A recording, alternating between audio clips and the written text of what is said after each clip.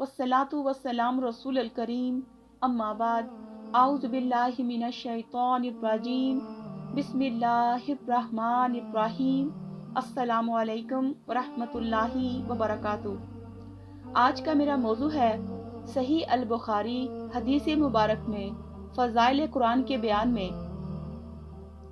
बाब नंबर 1 हदीस नंबर 1806 नुज़ूल वही की कैफियत और पहले क्या नाज़िल हुआ।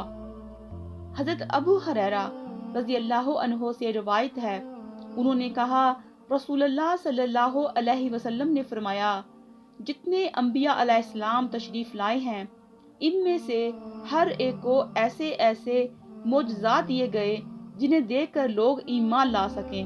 बाद के ज़माना में इनका कोई असर ना रहा। मुझे कुरान की शक्ल में अल्लाह ताला ने मोजज़ा दिया जो बज़दिया वही मुझे अता हुआ। इसका असर क़यामत तक बाकी रहेगा, इसलिए मुझे उम्मीद है कि क़यामत के दिन मेरे पैरोकार बनिस्बत दीगर अंबिया अलैहिस्सलाम के ज़्यादा होंगे। फ़वाइद: अल्लाह ताला ने हर नबी को इस ज़माने की ज़रूरत को सामने रखते हुए मोज़ा अता फरमाया।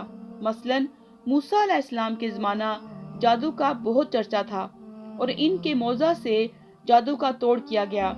हज़रत ईसा अलैहिस्सलाम के ज़माना में तिब यूनानी का जोर था, लिहाजा उन्हें ऐसे मोजज़ात दिए गए जिनका जवाब यूनान के बड़े बड़े तबीबों के पास ना था। रसूलुल्लाह सल्लल्लाहु अलैहि वसल्लम के ज़माना में फज़ाहत और बलागत को बहुत शोहरत थी। कुरानी मोज़ा ने उन्हें लाजवाब कर दिया। हदीस नंबर 1807 हज़रत उन्स बिन मालिक रज़ी अल्लाह अन्हो से रिवायत है कि रसूलुल्लाह सल्लल्लाहु अलैहि वसल्लम की हयात तैयबा के आखिरी दौर में अल्लाह ताला ने पे दर पे और मुसलसल वही नाजिल फरमाई और आपकी वफात के करीब तो आप पर बहुत ज्यादा वही का नज़ूल हुआ। इसके बाद आप फोत हुए। फवाइद: दरअसल हज़रत उन्स रज़ियल्लाहु अन्हु से किसी ने सवाल किया था कि आया रसूलुल्लाह सल्लल्लाहु अलैहि वसल्लम की वफात से कुछ अर्सा पहले सिलसिला वही मौकूफ हो गया था। हज़रत उन्स ने वही जवाब दिया जो हदीस में है। कसरत वही की वजह ये थी कि फतूहात के बाद मामलात और मिक़दामात भी बढ़ गए तो उन्हें निपटाने के लिए कसरत से वही आना शुरू हो गई। बाब नंबर 2 हदीस नंबर 1808 कुरान मजीद को 7 मुहावरों पर नाजिल किया गया। हज़रत उमर बिन खत्ताब रज़ियल्लाहु अन्हु से रिवायत है, उन्होंने फरमाया कि मैंने रसूलुल्लाह सल्लल्लाहु अलैहि वसल्लम के अहद मुबारक में हज़रत हिशाम बिन हकीम रज़ियल्लाहु अन्हु को सूरह फुरकान पढ़ते सुना। जब मैंने इसके पढ़ने पर गौर किया तो मालूम हुआ कि इनका अंदाज़े तिलावत इससे कुछ मुख्तलिफ था। जिस तरह रसूलुल्लाह सल्लल्लाहु अलैहि वसल्लम ने हमें तालीम फरमाया था, मैंने इरादा किया कि नमाज ही में इनको पकड़कर ले जाऊं, लेकिन मैंने तहम्मुल से काम लिया। जब उन्होंने नमाज से सलाम फेरा तो मैं इनके गले में चादर डालकर पूछा कि ये अंदाज़े तिलावत तुम्हें किसने सिखाया? उन्होंने कहा, मुझे रसूलुल्लाह सल्लल्लाहु अलैहि वसल्लम ने पढ़ाया। मैंने कहा, तुम झूठे हो, रसूलुल्लाह सल्लल्लाहु अलैहि वसल्लम ने तो खुद मुझे ये सूरत एक और अंदाज से पढ़ाई है जो तुम्हारे अंदाज के बरक्स है। फिर मैं उन्हें खींच कर रसूलुल्लाह सल्लल्लाहु अलैहि वसल्लम के पास लाया और अर्ज किया, या रसूलुल्लाह सल्लल्लाहु अलैहि वसल्लम, ये हजरत सूरह फुरकान को एक जुदागाना तर्ज पर पढ़ते हैं जो आपने हमें नहीं पढ़ाया। आपने फरमाया, हिशाम को छोड़ दो। इसके बाद आपने हज़रत हिशाम रज़ियल्लाहु अन्हु से कहा, पढ़ो। उन्होंने बतरीका साबक पढ़ा जिस तरह मैंने इनसे सुना था, तो आपने फरमाया, ये सूरह इसी तरह नाजिल हुई है। फिर फरमाया, ए उमर रज़ियल्लाहु अन्हु, तुम पढ़ो। तो मैंने इसे इस तरीके के मुताबिक पढ़ा जो रसूलुल्लाह सल्लल्लाहु अलैहि वसल्लम ने मुझे तालीम दिया था। तो आपने फरमाया, ये सूरह इस तरह उतरी है। फिर फरमाया, ये कुरान 7 मुहावरों पर उतरा है, इनमें से जो मुहावरा तुम पर आसान हो इसके मुताबिक पढ़ लो। फवायद: सबतुल हर्फ के मुतल्लिक बहुत इख्तिलाफ है। अलबत्ता इसका कायदा ये है कि जो लफ्ज़ सही सनद से मनकूल हो और अरबी में इसकी मुनासिब तवज्जी की जा सकती हो, नीज मज़हबुल इमाम के ख़त के मुखालिफ ना हो, وہ منصوص سبۃ الحرف میں شمار ہوگا، بس صورت دیگر مسترد کر دیا جائے گا۔ باب نمبر 3، حدیث نمبر 1809۔ حضرت جبرائیل علیہ السلام کا رسول اللہ صلی اللہ علیہ وسلم کے ساتھ دور قرآن کرنا۔ حضرت فاطمہ رضی اللہ عنہا سے روایت ہے، انہوں نے فرمایا کہ رسول اللہ صلی اللہ علیہ وسلم نے مجھے آہستہ سے ارشاد فرمایا کہ حضرت جبرائیل علیہ السلام مجھ سے ہمیشہ ایک مرتبہ قرآن کریم کا دور کیا کرتے تھے، امثال 2 مرتبہ کیا ہے۔ میں سمجھتا ہوں کہ میری وفات عنقریب ہونے والی ہے۔ فوائد: اسی طرح رسول اللہ صلی اللہ علیہ وسلم نے جس سال وفات پائی، رمضان المبارک میں 20 راتوں کا اعتکاف کیا، جبکہ پہلے آپ 10 راتوں کا اعتکاف کرتے تھے۔ حدیث نمبر 1810۔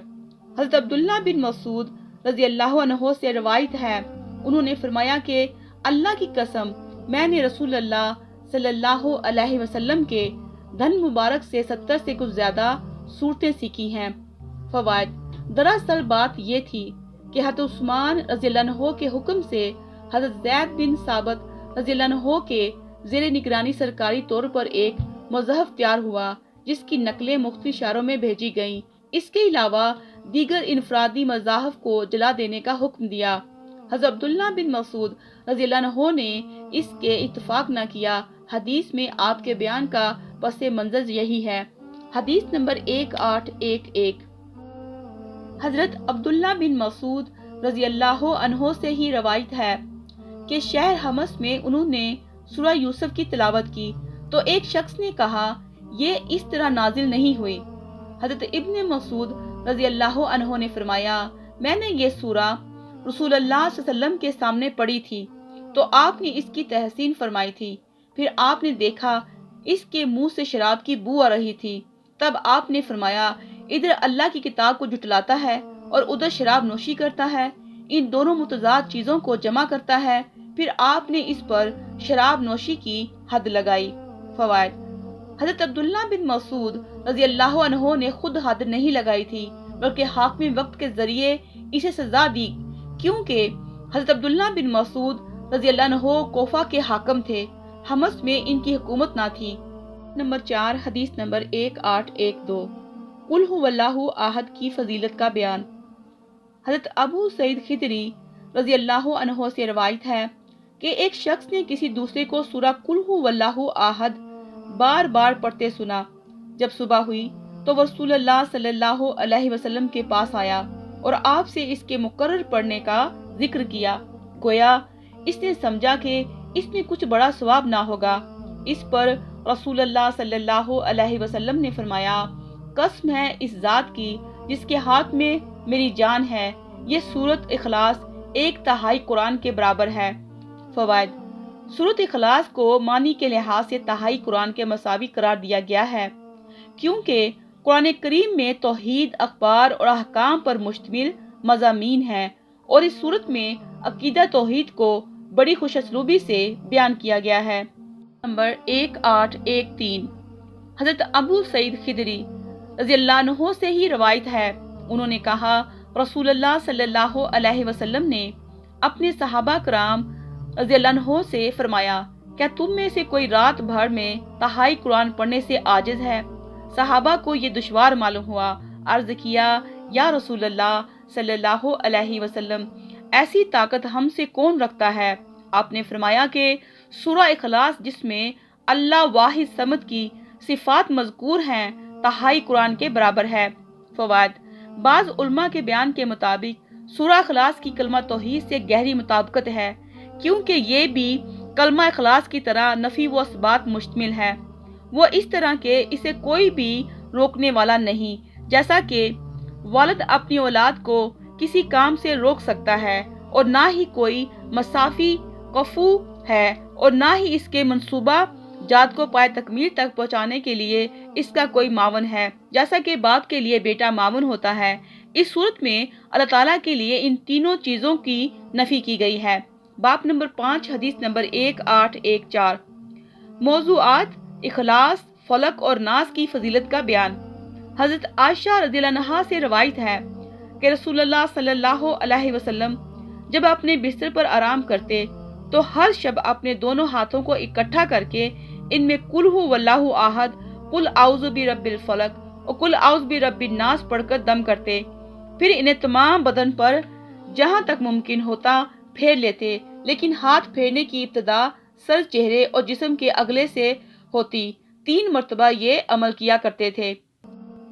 فوائد: صحیح بخاری ہی کی ایک روایت میں ہے کہ رسول اللہ صلی اللہ علیہ وسلم جب بیمار ہوتے تو سورہ اخلاص، سورہ فلق اور سورہ ناس پڑھ کر اپنے آپ پر دم کرتے، اور جب علالت زیادہ ہو گئی تو حضرت عائشہ رضی اللہ عنہا برکت کے خیال سے یہ صورتیں پڑھ کر آپ کا ہاتھ آپ کے بدن پر پھیرتی۔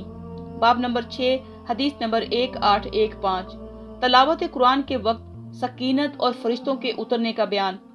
حضرت اسید بن حضیر رضی اللہ عنہ سے روایت ہے کہ وہ ایک رات سورہ بقرہ پڑھ رہے تھے کہ ان کا گھوڑا جو قریب ہی بندھا ہوا تھا بدکنے لگا۔ وہ خاموش ہو گئے تو گھوڑا بھی ٹھہر گیا۔ یہ پڑھنے لگے تو گھوڑا پھر بدکنے لگا۔ یہ پھر خاموش ہو گئے تو وہ بھی ٹھہر گیا۔ یہ پھر تلاوت کرنے لگے تو گھوڑا پھر بدکا۔ اس کے بعد حضرت اسید رضی اللہ عنہ نے پڑھنا چھوڑ دیا۔ چونکہ ان کا بیٹا یحییٰ گھوڑے کے قریب تھا، اس لیے انہیں اندیشہ ہوا کہ کہیں گھوڑا اسے نہ کچل ڈالے۔ انہوں نے سلام پھیر کر اپنے بیٹے کو اپنے پاس کھینچ لیا۔ پھر انہوں نے جب سر اٹھا کر دیکھا تو آسمان نظر نہ آیا، بلکہ ایک ابر سا نظر آیا جس پر چراغ جل رہے تھے۔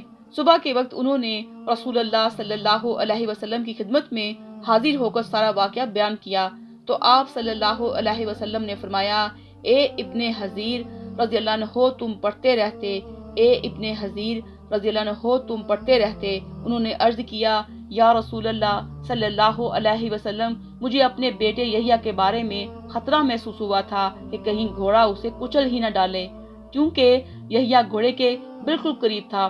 اس لیے سر اٹھا کر میں نے ادھر خیال کیا اور پھر آسمان کی طرف سر اٹھایا تو دیکھا کہ ایک عجیب قسم کی چھتری ہے جس میں بہت سے چراغ روشن ہیں۔ پھر میں باہر آ گیا تو پھر وہ سایہ ابر نہ دیکھا۔ آپ نے فرمایا، تم جانتے ہو وہ کیا تھا؟ حضرت اسید رضی اللہ عنہ نے کہا، نہیں۔ آپ نے فرمایا، یہ فرشتے تھے جو تیری آواز سن کر تیرے قریب آ گئے تھے، اور اگر تم پڑھتے رہتے تو صبح کے وقت لوگ انہیں دیکھتے اور وہ ان کی نظروں سے اوجھل نہ ہوتے۔ فوائد: اس حدیث سے دوران نماز خشوع خضوع کی فضیلت معلوم ہوتی ہے۔ نیز دنیاوی مباح کام میں مصروف ہونا خیر کثیر کے فوت ہونے کا باعث ہے، کیونکہ ہم نماز میں ناجائز کاموں کی مصروفیت کی وجہ سے خشوع کو برباد کر دیں۔ استغفر اللہ الذی لا الہ الا هو الحی القیوم واتوب الیہ۔ والسلام علیکم ورحمۃ اللہ وبرکاتہ۔